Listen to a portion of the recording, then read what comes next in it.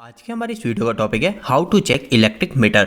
मतलब कि हम हमारे घर में लगे इलेक्ट्रिकल मीटर को कैसे चेक कर सकते हैं कि वो सही है या फिर खराब है। दोस्तों, इस वीडियो के माध्यम से आप आपके घर में लगे एनालॉग मीटर को भी चेक कर सकते हो और साथ ही साथ जो डिजिटल मीटर आते हैं आज के समय, उन डिजिटल मीटर को भी चेक कर सकते हो। एनालॉग और डिजिटल में क्या डिफरेंस होता है, तो काफी सिंपल सा है। एनालॉग मीटर या फिर आप मैकेनिकल मीटर भी बोल सकते हैं, जो कि हमारे पुराने समय में मीटर उपयोग लिए जाते थे, लेकिन आज के समय जितने भी मीटर उपयोग लिए जा रहे हैं वो हमारे डिजिटल मीटर उपयोग लिए जा रहे हैं। तो इस वीडियो में हम इन दोनों ही मीटर को चेक करना सीखेंगे कि आखिर हमारा जो मीटर है वो सही से काम कर रहा है नहीं कर रहा। जैसे कि हमारा जो मीटर है वो मीटर हमको काफी ज्यादा यूनिट दे रहा है, या फिर कई लोग इस तरीके से भी बोलते हैं कि हमारा जो मीटर है वो हमें यूनिट काफी कम दे रहा है। तो दोस्तों, इन दोनों ही चीजों को कैसे चेक किया जाता है वही आज के इस वीडियो के अंदर हम जान लेंगे। तो वीडियो को स्टार्ट कर लेते हैं। दोस्तों, वीडियो के स्टार्टिंग में ही मैं एक बात क्लियर कर देना चाहता हूँ कि ये जो मैं वीडियो बना रहा हूँ, ये वीडियो इस तरीके से बना रहा हूँ कि कोई आदमी इलेक्ट्रिकल का नॉलेज नहीं रखता है फिर भी वो अपने घर के इलेक्ट्रिकल मीटर को चेक कर पाए। और साथ ही में जो तरीका मैं आपको बताने वाला हूँ, इसी ही तरीके का उपयोग हमारे जो गवर्नमेंट इलेक्ट्रिकल मीटर वाले आदमी होते हैं वो भी इसी तरीके का उपयोग करते हैं मीटर को चेक करने में। तो दोस्तों, वह तरीका क्या है वो हम जान लेते हैं। इस तरीके के अंदर आपको सबसे पहली चीज, आपको एक रजिस्टिव लोड की आवश्यकता होगी। अब ये रजिस्टिव लोड क्या होता है, तो रजिस्टिव लोड के अंदर हमारे घर में हमारे पास प्रेस होती है। अगर आपके घर में प्रेस है तो प्रेस की आप मदद ले सकते हो। इसके अलावा अगर आपके घर में वाटर हीटर लग रहा है तो आप उसकी भी मदद ले सकते हो। तो इन्हीं में से किसी एक चीज का उपयोग लेके हम इलेक्ट्रिकल मीटर को चेक करेंगे। अब दोस्तों, इसके बारे में सेकंड चीज आपको क्या करनी है, आपका जो मीटर है, इस मीटर पे जो भी लोड चल रहा है, चाहे वो हमारे घर का बल्ब हो, टीवी हो, कुछ भी चीज चल रही है, छोटी से छोटी भी चीज चल रही है,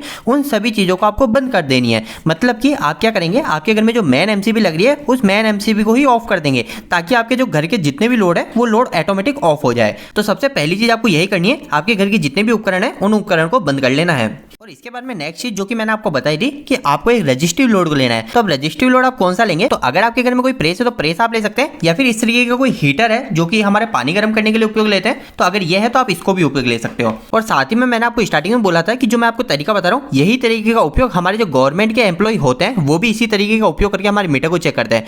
तो उस केस में वो क्या करते हैं, वो अपने साथ में एक हीटर को लेके घूमते हैं। आपने कई बार देखा होगा कि उनके पास में एक हीटर एलिमेंट होता है। वो जो हीटर एलिमेंट है वो हीटर एलिमेंट हमारा रजिस्टिव लोड ही होता है। तो अभी के केस में मैं क्या करता हूं, मैं हमारे घर में लगी ये जो प्रेस है, इस प्रेस को उपयोग में लेता हूं। अब दोस्तों, जो भी आप उपकरण उपयोग में लेंगे, आपको सबसे पहली चीज देखनी है कि वो जो उपकरण है, इस उपकरण पे ऐसी एक नेम प्लेट होगी। चाहे आप इस प्रेस के अंदर देखते हो या फिर आप इस वाटर हीटर के अंदर भी देखते हो, तो इसमें भी आपको नेम प्लेट देखने को मिल जाती है। अब जो भी आप उपकरण उपयोग में लेंगे उसके ऊपर आपको जाना है और यहाँ पे आपको देखना है एक वॉट करके संख्या लिखी होगी, जहां पे आपको दिख रहा है 750 डब्ल्यू लिखा हुआ है। तो डब्ल्यू का मतलब क्या है, वॉट। तो इसी तरीके से जो भी आप रजिस्टिव लोड को उपयोग में ले रहे हो, उस रजिस्टिव लोड के आपको वॉट को पता करना है कि उसके वॉट कितने हैं। और दोस्तों, यहाँ पर कोशिश कीजिएगा कि आपको जो भी लोड है वो लोड हमारा 1000 वॉट के आसपास का हो, क्योंकि अगर आप यहाँ पे बड़े लोड को उपयोग ना करके छोटे लोड को उपयोग करोगे, जैसे कि हमारे 100 वॉट के बल्ब का उपयोग करोगे, तो आपको उस समय मीटर को चेक करने में काफी समय देना पड़ेगा। आपको उस समय एक्यूरेट चेक करने में 5 से 6 घंटे भी लग सकते हैं। तो इसलिए आप क्या कीजिएगा, आप स्टार्टिंग में एक बड़े लोड को ले लीजिएगा, जैसे कि 1000 वाट की कोई प्रेस ले लीजिएगा, तो आपका काम आसान हो जाएगा। अब दोस्तों, इसके बाद में नेक्स्ट आपको तीसरी चीज क्या करनी है, जब भी आपने आपके सारे उपकरण को बंद करा, उसके बाद में आपको आपके मीटर पे जाना है और मीटर के ऊपर जो भी अभी यूनिट है, जो भी अभी हमारी रीडिंग है, जो कि kWh में होगी, उस kWh रीडिंग को आपको कहीं पे नोट कर लेना है। जैसे कि अभी मैं उदाहरण के तौर पे मान लेता हूँ कि मेरी जो kWh की यूनिट है वो यूनिट हमारे 255.5 kWh है। तो आपको भी इस तरीके से रीडिंग को उतार लेना है। और यहाँ पर ध्यान रखिए, यहाँ पर आपको जो पॉइंट की संख्या है, इस पॉइंट की संख्या को भी उतार लेना है, ताकि हम जो मीटर को चेक करें वो हमारे एक्यूरेट तरीके से चेक कर पाए। इसके बाद में जो फोर्थ चीज पे आप क्या करेंगे, आपने जो भी रजिस्टिव लोड लिया, जैसे कि मेरे केस में मैंने इस हीटर को लिया, तो इस हीटर को मैं क्या करूंगा, हमारे जो प्लग है उस प्लग के अंदर डाल के इसको ऑन कर दूंगा। यहाँ पे आपको ध्यान रखना है, हमारे घर के सारे लोड पूरी तरीके से बंद होने चाहिए। हमारा जो सिर्फ हीटर है, ये हीटर ओनली फॉर स्टार्ट होना चाहिए, बाकी सभी लोड बंद हो। आपको इस बात का बिल्कुल ध्यान रखना है। अब दोस्तों, आप आपके इलेक्ट्रिकल लोड को ऑन तो कर लेंगे, जैसे कि मेरे केस में मैंने हीटर को ऑन तो कर लिया, लेकिन यहाँ पे कई लोगों के मन में यह सवाल हुआ कि आखिर मैं इसको कितनी देर तक ऑन रखूं। तो इसको ऑन रखने का समय मैं आपको क्लियर तरीके से बता देता हूँ। अगर आपके पास में 1000 वॉट का फिक्स 1000 वॉट का ही कोई उपकरण है, जैसे कि मेरे केस में मेरा जो हीटर है ये हीटर फिक्स 1000 वॉट का है, तो मैं क्या करूंगा, इस 1000 वॉट के हीटर को 1 घंटे तक मतलब कि 60 मिनट तक कंटिन्यू ऑन रखूंगा। लेकिन यहाँ पे जरूरी नहीं है कि सभी के पास फिक्स 1000 वॉट का उपकरण मिल जाए। किसी के पास हो सकता है कि 750 वॉट की प्रेस हो,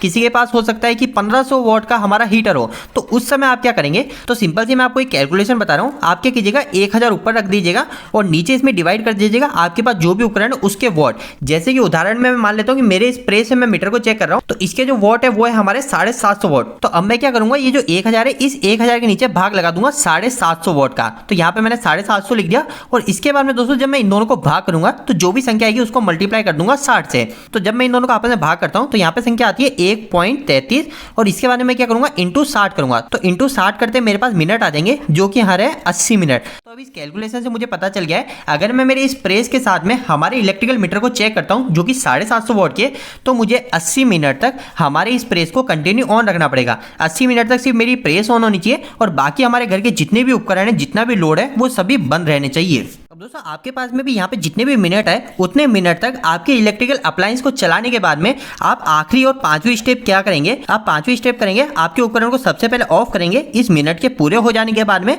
और उपकरण को ऑफ करने के बाद में सबसे पहले आप जाएंगे आपके इलेक्ट्रिकल मीटर पे और उसके ऊपर अब कितने kWh है उस kWh को नोट कर लेंगे। जैसे कि मैं मेरे केस में मान लेता हूँ कि प्रेस को 80 मिनट चला लेने के बाद में मेरे मीटर के ऊपर जो kWh आ रहा है 256.7 kWh। तो इसी तरह जो भी आपके भी kWh आ रहे हैं वो kWh को आप भी एक जगह नोट कर लेंगे। और इसी तरीके से हमारे दोनों kWh को नोट करने के बाद में हमारी जो बाद वाली सेकंड नंबर वाली kWh है उस kWh के अंदर हमारी पहले वाली kWh को माइनस कर लेना है। तो मैं क्या करूंगा, हमारी जो सेकंड वाली kWh है वो है 256.7 और पहले वाली जो kWh है वो है 255.5।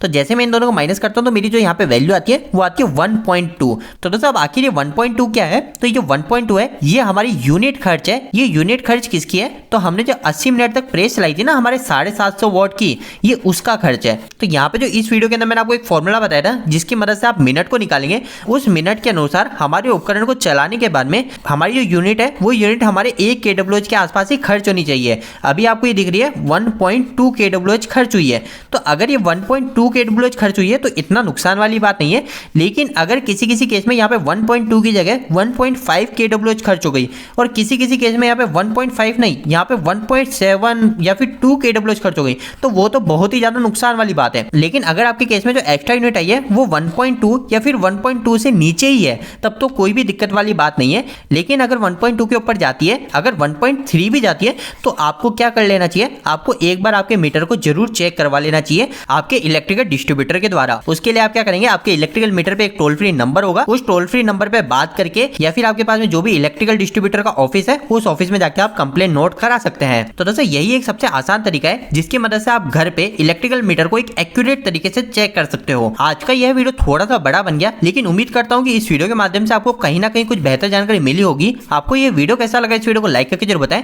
अगर आपका कोई भी सवाल इस वीडियो के प्रति या फिर इलेक्ट्रिकल जोड़ा तो आप मुझे नीचे कमेंट बॉक्स में कमेंट करके पूछ सकते हैं। इलेक्ट्रिकल वीडियो अगर आप हिंदी में देखना पसंद करते हैं आज हमारे चैनल को सब्सक्राइब कर लीजिए। आज के लिए इतना ही, धन्यवाद।